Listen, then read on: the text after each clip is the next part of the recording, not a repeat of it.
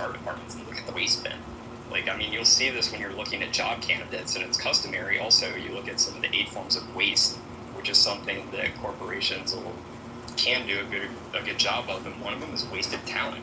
And it's really customary for me to see people in lower positions that are overqualified for what they're doing. And you start to scratch your head, and you're like, okay, these people do it by their own conduct. They show up on time and they work hard.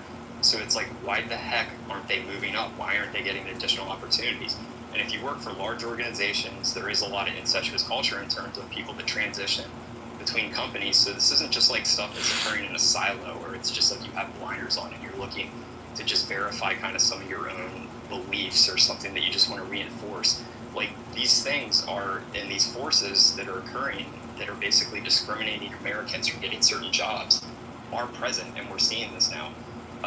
Another opportunity I had was I engaged with a immigration attorney in another space, and it was almost delusional, the manner in which she was speaking about just like her. It's like she was in a fantasy world. Because she was like seeing herself as being like moral superior, and also the manner in which she spoke, it was almost like she thought Americans were like these Luddites that were incapable of learning or doing advanced topics. She would be like, yeah, we need these talented roles to fill these technical aspects that some people can't do.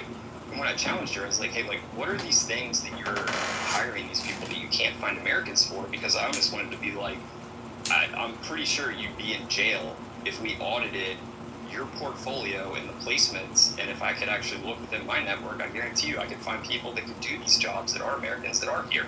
So it's like, just these conversations around some of these things that are happening. At this point in time, given all the information we've seen, especially on this platform, it just really perplexes me kind of what we're talking about and just kind of what's occurring. So yeah, I just wanted to say I was really frustrated to kind of hear some of the previous conversation, and just, I think we should be, at this point, very deliberate in our speech and just the manner in which we're speaking about these things, and they need to change. And as far as the political thing goes and the new party, I think you folks have already kind of run the gamut on that and seen it. I'm pretty pessimistic in how I look at that entire situation, that I think there's so much wrong with the political landscape at this point. It really is death by a thousand cuts. Just in looking at Congress itself, is like they live in like a different realm. It's like the amount of money, the privileges, the access, again, to the staff that they have, they expense, clothes, travel, so many things. It's like, why? I feel like we have some unreasonable expectations of that environment and what these people are being exposed to. That I don't like the idea of this new party that Elon Musk is proposing, but being devil's advocate and just kind of looking at like the lack of results that we're getting. And I know that sometimes things take time, but maybe it could work out. Again, I want to be very clear in that I don't think he's going to be very successful, but it might work. Maybe it might put some pressure, and maybe, again, I don't think comparing libertarians or other fringe parties to kind of what he's trying to do is completely different, just especially given the amount of money that he has access to. I don't think it's comparing apples to apples. I'll be interested to kind of see where it goes. But yeah, just wanted to say thanks for letting me rant, especially on that H-1B thing. I think it's something I'm really passionate about. The other thing is, the last thing is, you're talking about foreign students in educational programs. It is really common that if you have graduated from these programs, especially in grad school, there are certain things that you notice about, especially the students from China. They do congregate. They really focus on their research. They work together collectively, which is good and beneficial. But as far as really assimilating and engaging in the larger community, I haven't seen that in scale. My experience is pretty limited, and I don't want to extrapolate that, but I'm starting to hear from other people similar experiences. So it really does make you scratch your head and start to think about some of these things. So yeah, thanks for letting me rant. Appreciate it, Fix. No problem. Yeah, thank you for sharing. Amanda, go ahead and get it. Sure. And I'm going to have to drop right after this because I'm heading to Mass. But, okay, so I was going to talk about how we're moving the needle in Texas, which I'll close with. But now that Carlos spoke, I just want to build off of what he said. So some additional challenges that you have when people are here on like H-1B visas is they're less likely to speak up, especially if there's like whistleblowing situations, because they're so worried about their own position. and I'm not faulting them.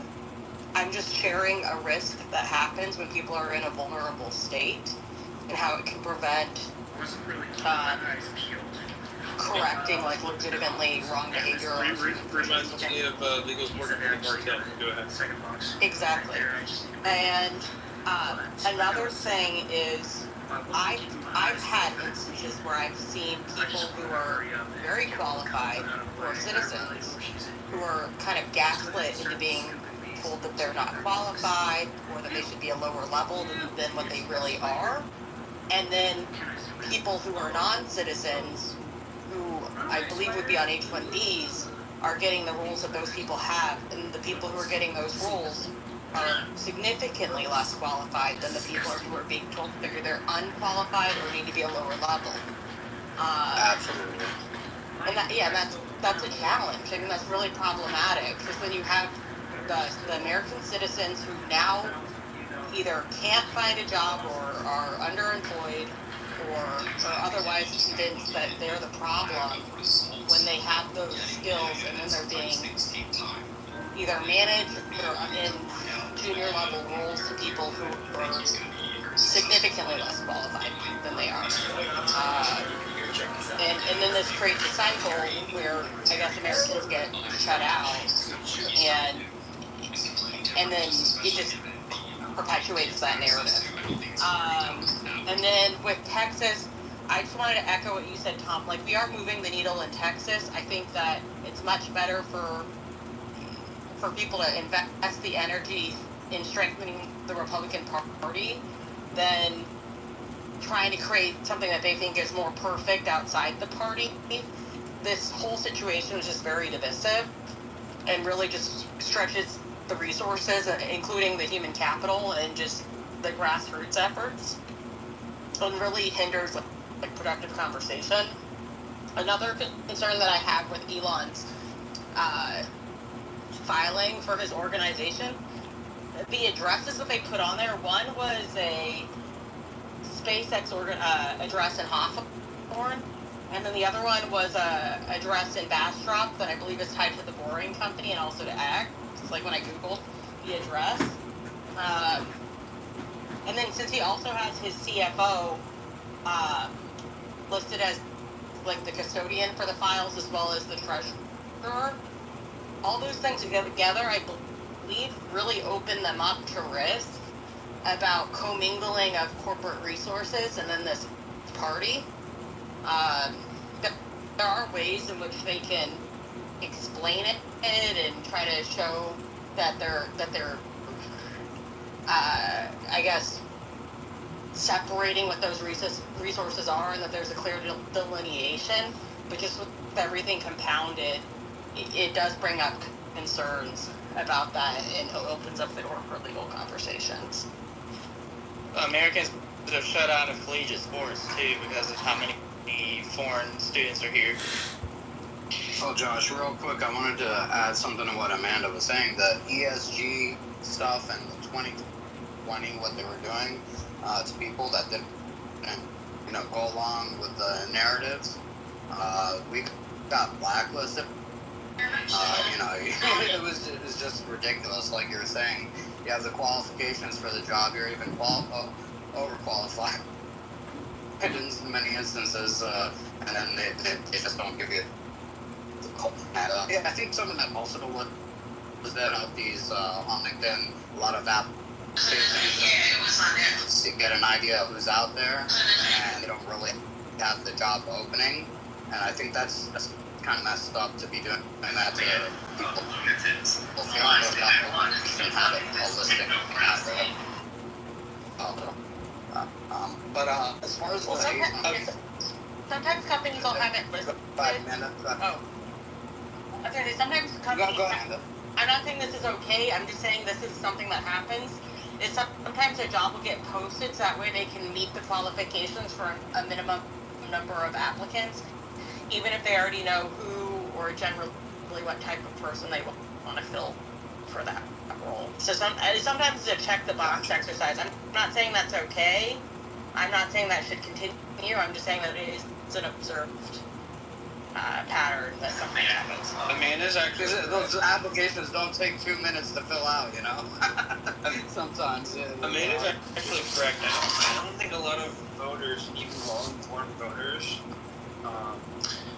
understand just how much of a pyramid scheme a lot of these visas and just guest work programs in general are basically they're only designed to benefit foreigners and the Devil's advocate and just kind of looking at like second class citizen in your own country that you pay taxes for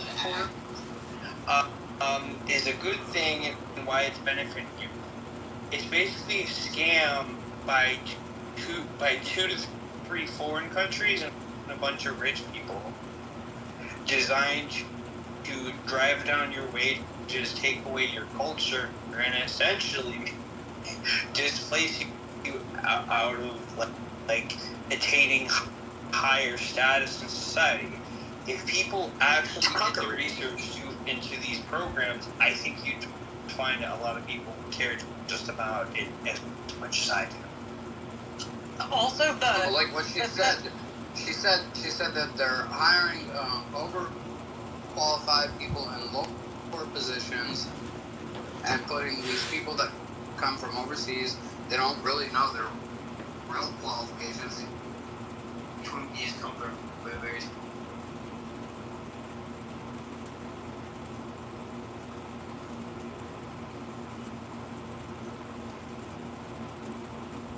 where the jobs are being given. So it's either cheap corporate labor or maybe it's a form of like racism or something. I don't know. Like it depends on the company, but it really is not like, oh, we're hiring all the best people so we can compete with China. That's a lie. That's a part of the pyramid scheme. It's create lies to justify making you worse off. That's all it is. another challenge you have is that universities are highly incentivized to continue to increase their endowments.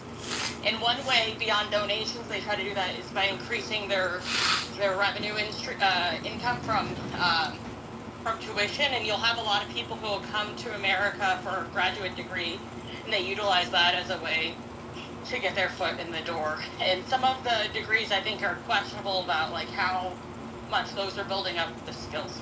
But I'm at Mass, so I'll talk to y'all later. Bye. Yep, and I'm going to have to cut it out. I've been going quite some time today. I gotta go get some stuff done, including cooking some dinner and running some errands. So enjoy your Sunday, folks. Cheers. Thanks, Margo, for dropping in, helping me run spaces as usual. Julie already left. All right. Ciao, guys.